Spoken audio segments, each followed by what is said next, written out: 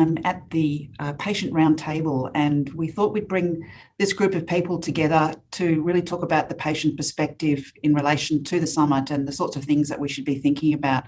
So I'm very pleased to have this group together, and I thank them for their time, and also thank Janelle Bowden, who has helped us coordinate it. So I think you'll find this very, very interesting.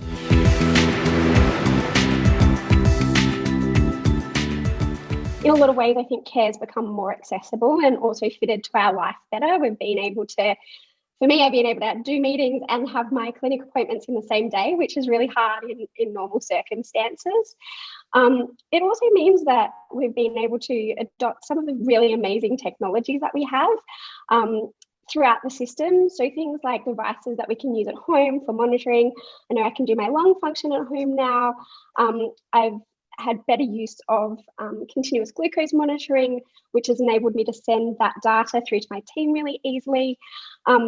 E-prescribing and also e-requests for pathology. They're all things that have actually made my life easier, and we've probably been fighting for quite a while, but all of a sudden it happens, which is really fantastic. And I guess I hope that there is some data as well that comes out of this period that helps us understand how this can support consumers. I guess it does concern me the number of consumers who are not accessing their care because they feel that there's still a risk. I think that is really concerning, and the impact of that down the line to our healthcare system and of course to individuals as well. So I think that although we've seen these changes and flexible ways of working, I hope that now we can encourage people to re-engage in some of that care as well. Thanks, Jessica. And Penelope, your thoughts?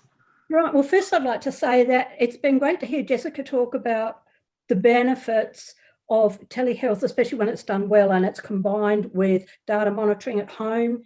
It can be absolutely wonderful. For me, I'm involved as a co-researcher at Flinders University on the first ever study of the healthcare experiences of people who are homebound, whether that's due to serious injury, disabling illness, frailty. Briefly, these people had access to primary health care through telehealth. That's been taken away, and they've returned to a situation where they have zero access to the primary healthcare system. Their only healthcare is by ambulance to hospital. So we loved telehealth when we had it. For people like me, I do leave the home on occasion, and so I'm eligible for telehealth. But it's very disconcerting to know, we don't know how many people Australians are in that position, but there's a lot. For MECFS exclusively, we estimate 60,000 Australians who do not leave their homes and do not access primary health care. That's one illness. So we love telehealth when it's available, and we get very upset about the people who can't have it. The other thing is people have expressed a really strong preference for video consults over the telephone consults. And certainly my telehealth has all been telephone consults, and I'd much rather be talking face to face and being able to show things. So that's telehealth. People in Tasmania and border areas have expressed a lot of concern about how their health services have fallen by the wayside because they can't access specialist multidisciplinary care that crosses state borders. And particularly in Tasmania, most of their specialists are visitors. So that's been a problem. Of what's changed in healthcare, what you've liked and not liked, and what should be carried on into the future. Do any of our other panellists have some thoughts? Rosemary? Yeah, mine's actually related to the access to medications, which for many people started before COVID.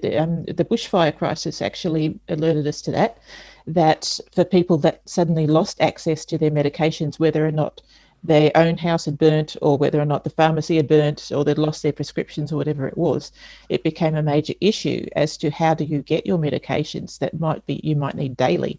And so that had already highlighted a whole lot of gaps in the system that meant that people needed to work on, the government needed to work on to find out, okay, well, what happens to these people? So they did put emergency measures in place that people could just turn up at any pharmacy and say, I need my medications, and be allowed a month's supply to get them. And then that kind of flowed into the situation with COVID, that people couldn't get out of the house to get their medications or couldn't get their prescription to their pharmacy. And that was already something the government was rolling out, but it got accelerated very much so. And there are certainly new technologies now to do with e-prescribing and phone apps and so on that are being rolled out very, very quickly, which is great. But my concern is they may not necessarily have been fully tested properly either. So there could be concerns with security and so on too. So there's pros and cons there. Definitely it's a good thing that we need to make sure that people have proper access to medications in emergencies. I think the telehealth, it's taken the rigid structure out of being able to have your healthcare attended to. And I think what happens is it's removed that block in a way. It's actually made it flexible, it's made it accessible, it's made it doable. And I think where people were reluctant to go and see their doctor for not only the time, but the inconvenience and the cost and all these other things lined up, when you take all of that away and allow it to be at a time which is mostly convenient to the person who needs the help, it just makes life so much easier. We're dealing with so much anyway, that to have that flexibility and understanding from the powers that be, hopefully sense will prevail and it will just continue. I've just had a pretty positive experience with getting drugs on the clinical trial I'm on. I'm in New South Wales and the clinical trial drugs are in the hospital in Brisbane. But they were very efficient in getting those, couriering those drugs to me from Brisbane. So that was a positive experience. Some very similar but insightful experiences there from the panel. Thank you.